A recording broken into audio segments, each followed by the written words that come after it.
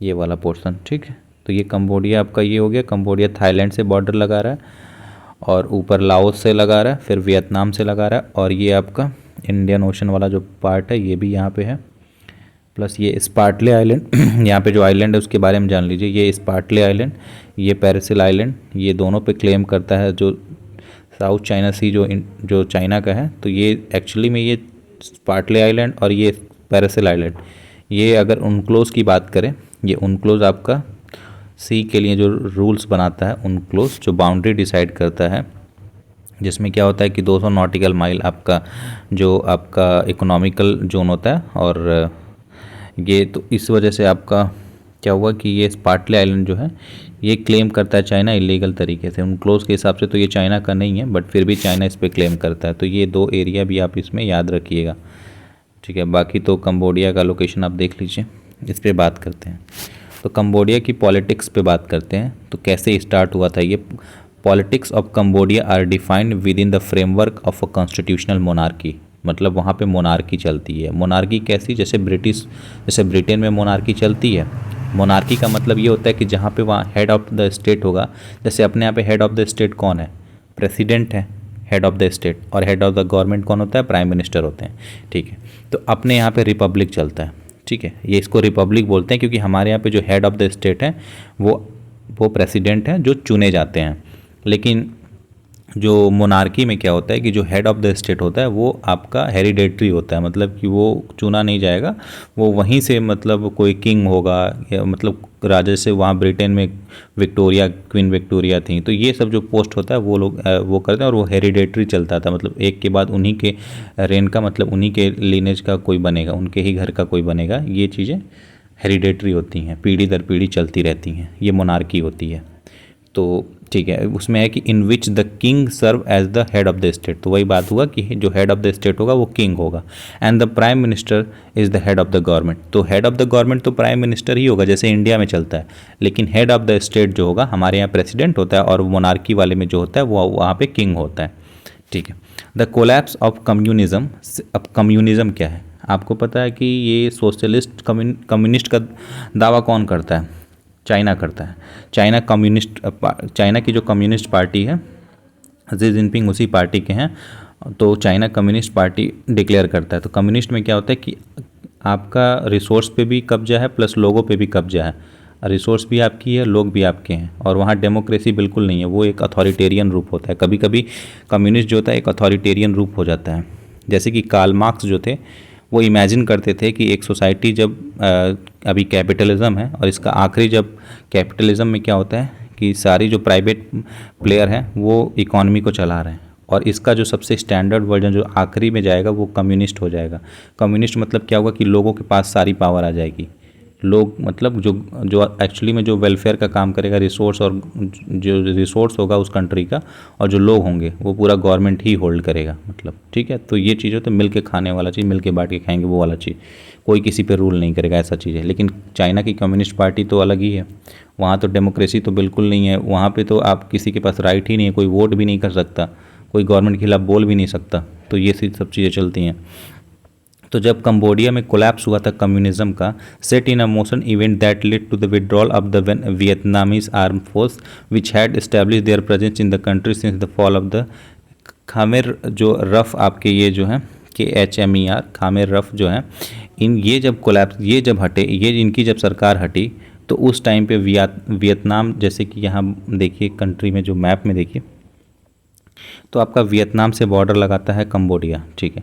तो जैसे ही खामेर जब हटे तो वियतनाम इन पे कब्जा कर लिया, और वियतनाम जब कब्जा किया, तो जब वियतनाम की आर्मी जब हटी कंबोडिया से, तब जाके आपका जो ये इस्टेब्लिश हुआ था, कम्युनिस्ट हटा, तब ये आपका ये पार्टी जो है कॉन्स्टिट्यूशन इस्टेब्लिश हुआ था कंबोडिया में, कॉन्स्टिट्यूशन बना था, और फिर कॉन्स्टिट्यूशन के हिसाब से गवर्नमेंट चलने लगा, ठीक है।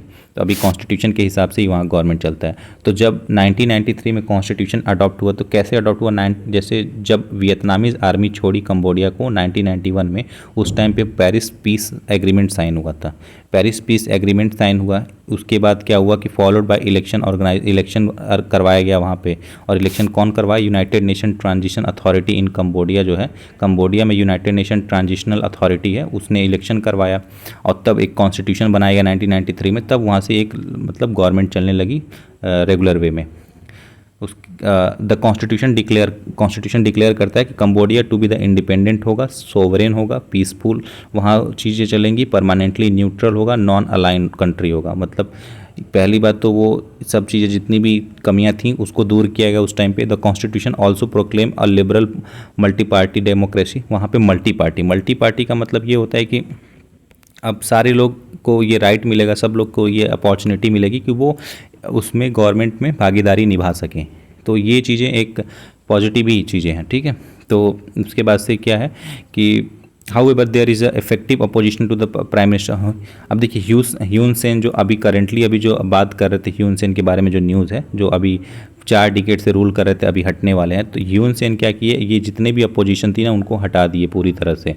फिर भी वही चीज़ें हैं कि जो पहली कंडीशन चल रही थी थोड़ी सी अच्छी हुई, बट फिर भी वही कंडीशन ही कुछ कुछ है, क्योंकि अभी भी डेमोक्रेसी पूल अच्छे तरीके से नहीं है।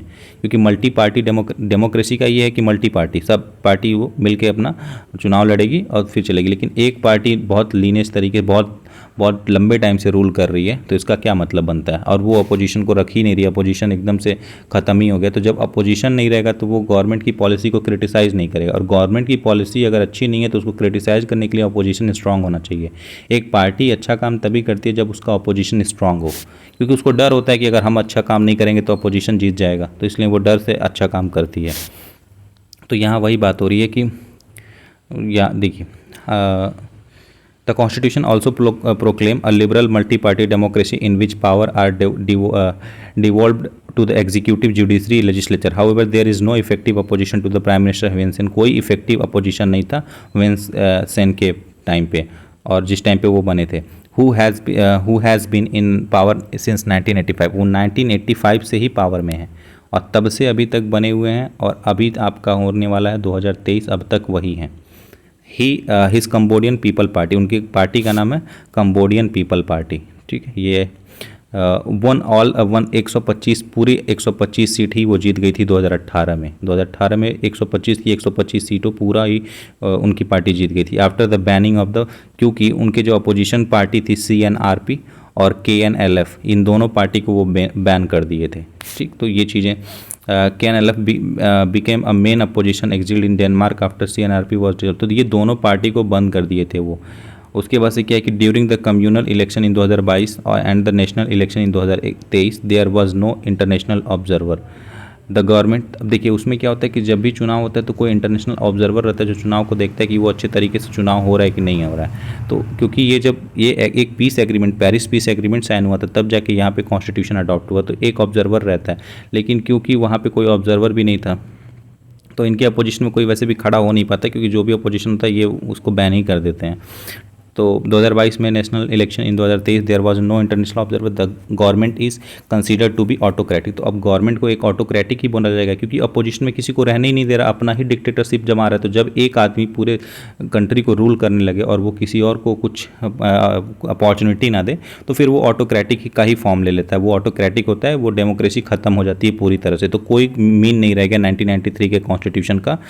ये पूरी तरह से ये एक ऐसे अप्रोच को फॉलो कर रहा है जहाँ पे लोगों के राइट को छीना जा रहा है।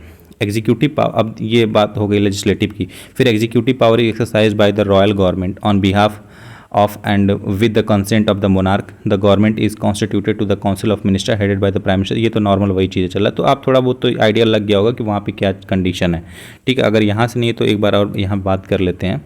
मल्टी पार्टी डेमोक्रेसी तो बात करता है, और कॉन्स्टिट्यूशनल मोनार्की है वहाँ पे। गवर्नमेंट टाइप आपको थोड़ा सा पता होना चाहिए वहाँ की। और यहाँ पे क्या है, अब एग्जीक्यूटिव की बात कर लेते हैं, और जुडिशरी कैसी है और लेजिस्लेटिव कैसी है। तो एग्जीक्यूटिव में क्या है कि जो किंग होता है वहाँ का, बोले ना मोनार्की चलती है, तो किंग होता है वहाँ पे। तो किंग अपॉइंट करता है प्राइम मिनिस्टर, जैसे हमारे यहाँ पे प्रेसिडेंट ही अपॉइंट करता है प्राइम मिनिस्टर को और काउंसिल ऑफ मिनिस्टर को। प्राइम मिनिस्टर को तो ऐसे ही अपॉइंट करता है, उसके बाद से काउंसिल ऑफ मिनिस्टर को तो प्राइम मिनिस्टर के सलाह पे वो करता है। तो जो किंग है वो अपॉइंट करेगा प्राइम मिनिस्टर को फ्रॉम असेंबली, जो असेंबली में जीत के गए होंगे, तो वहाँ से 125 लोगों की असेंबली है, उसमें से जो जीत के गया होगा तो वो जो मेजॉरिटी साबित किया होगा उसी में से एक प्राइम मिनिस्टर अपॉइंट करेगा king. And also responsible to the upholding the sovereignty, he is the supreme commander of the arm force. हमारे यहाँ पे भी प्रेसिडेंट जो होता है सुप्रीम कमांडर होता है, तो ही is the supreme commander of the arm forces the prime minister. लेकिन यहाँ वहाँ पे क्या है कि वो हमारे यहाँ पे सुप्रीम कमांडर कौन है, वो प्रेसिडेंट को बोला जाता है, लेकिन वहाँ प्राइम मिनिस्टर जो होता है वो सुप्रीम कमांडर होता है। The prime minister is the head of the government, appoint cabinet member. तो कैबिनेट मेंबर को वहाँ पे प्राइम मिनिस्टर अपॉइंट करता है, लेकिन हमारे यहाँ पे प्रेसिडेंट अपॉइंट करता है प्राइम मिनिस्टर से पूछ के, उनसे सलाह लेके। लेकिन वहाँ पे कंबोडिया में जो होता है वो प्राइम मिनिस्टर ही अपॉइंट करता है अपने कैबिनेट को, cabinet member and the leading the government. ठीक है। इलेक्शन प्रोसेस में क्या होता है, किंग जो है is hereditary, the prime minister is voted on the assembly. तो किंग का पावर हेरिडेटरी है और प्राइम मिनिस्टर जो है उसका टाइम जो होता है 5 साल का होता है, हमारे यहाँ भी 5 साल का ही होता है। जुडिशरी का क्या है, जुडिशरी जो है, अब judiciary of both court are appointed by the monarch, monarchy appoint कर। हमारे यहाँ पे भी जुडिशरी जो है उसको कौन अपॉइंट करता है, कोलेजियम द्वारा होता है, लेकिन अपॉइंट तो प्रेसिडेंट ही करता है, तो वहाँ पे भी यही है, मोनार्की करता है, किंग करता है। Supreme court no term limit, कोई टर्म लिमिट नहीं है। जजेस are appointed to for 9 years terms with 1/3 of the court renewed every 3 साल में 1/3 जो होते हैं वो रिन्यू होते रहते हैं। ठीक है।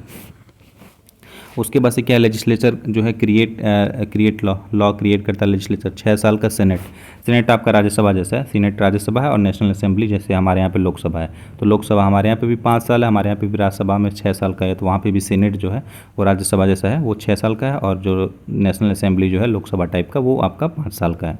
तो ये वहाँ पर चीज़ें चलती हैं। ठीक, मुझे लगता है कि ये आपको इतना तो आइडिया लग गया होगा। बाकी अब यहाँ न्यूज़ की बात करते हैं, तो न्यूज़ देखिए पूरा वही सिनारियो था, वही चीज़ें बताएगा। बाकी यहाँ पे बस थोड़ा सा न्यूज़ यही है कि कंबोडिया के जो प्राइम मिनिस्टर हैं यून सेन, वो 4 डिकेड बाद, मतलब 40 साल बाद अपने बेटे को अब वो गद्दी छोड़ के अपने बेटे को गद्दी पे बिठाने जा रहे हैं। तो ये चीज़ें न्यूज़ में हैं।